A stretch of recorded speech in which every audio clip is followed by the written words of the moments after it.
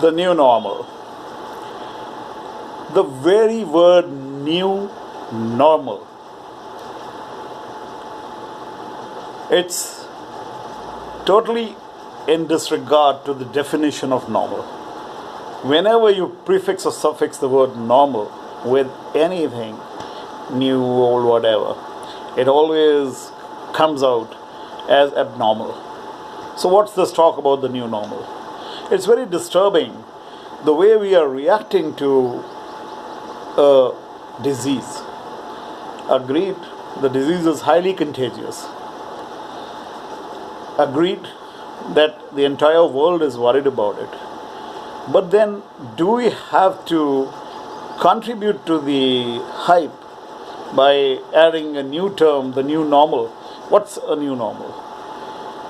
Personally, if I take my mind back when the media didn't exist to this a degree, and diseases were still happening, like I remember 2009, I was plunk in the middle of it in China, swine flu, H1N1, which, while Googling I discovered, has statistics which are mind-boggling. I mean, this particular COVID-19 seems to be like a small little thing compared to what happened then by the statistics itself. Agreed, it was less contagious, maybe 100 times less contagious than the COVID-19.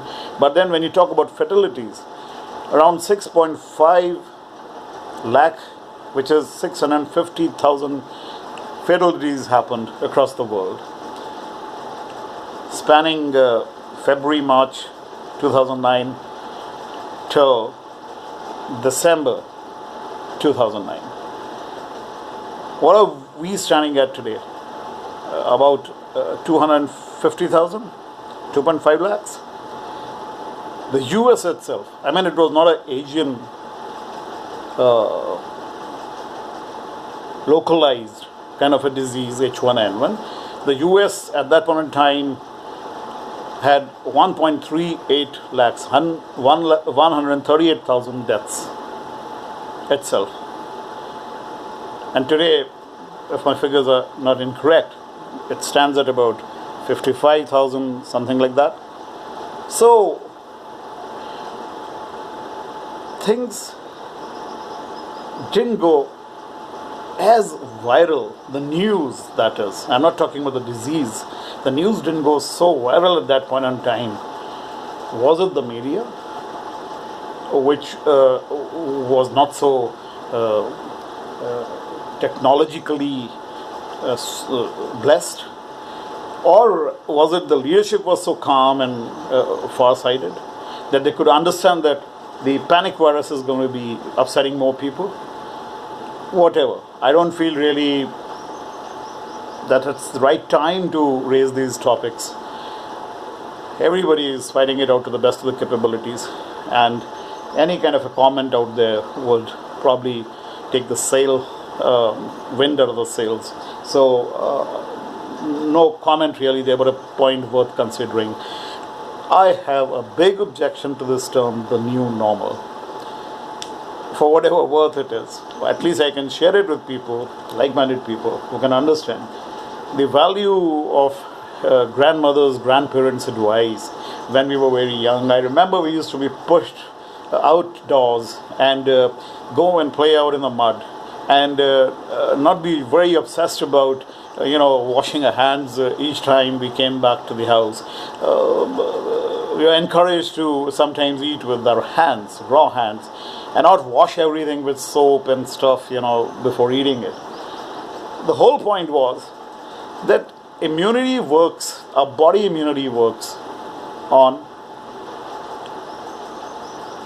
getting a little of these viruses inside us, which are going to be potentially very harmful if they get in a very big way. And once they get inside us, they start exciting the antibodies inside a body, which is largely the process which immunity follows.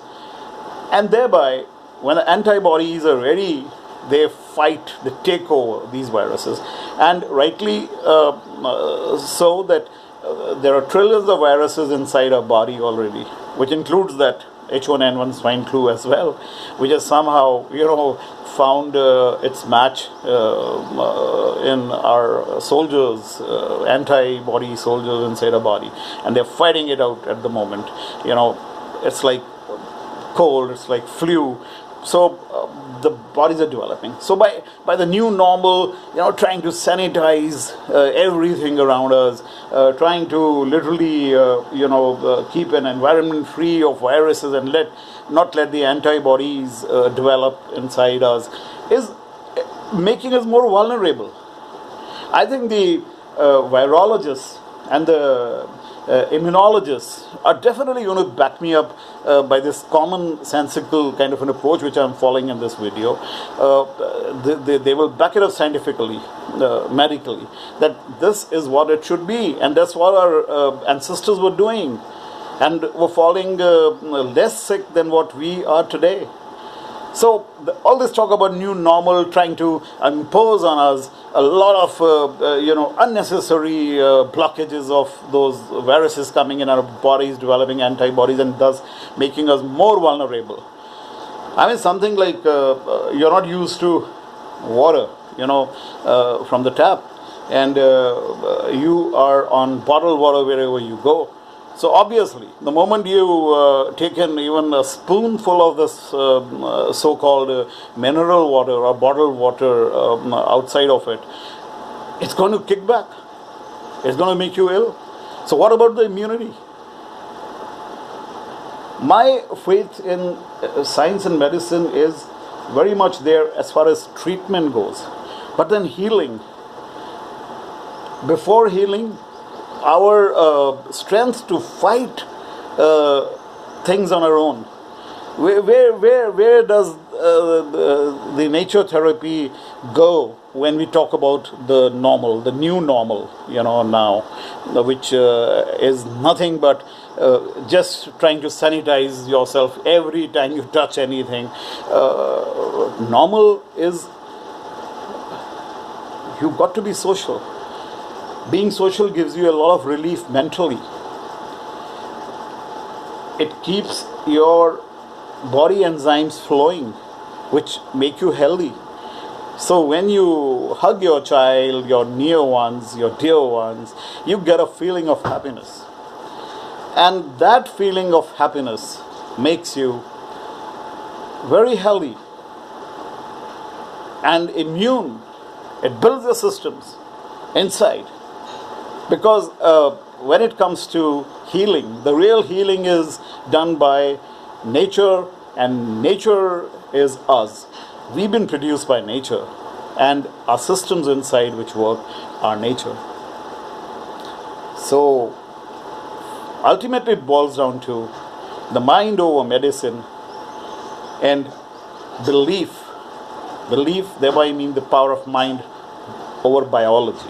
So mind over medicine, belief over biology, and new normal is plain, simple, TRP raising, attention gathering coinage of a term.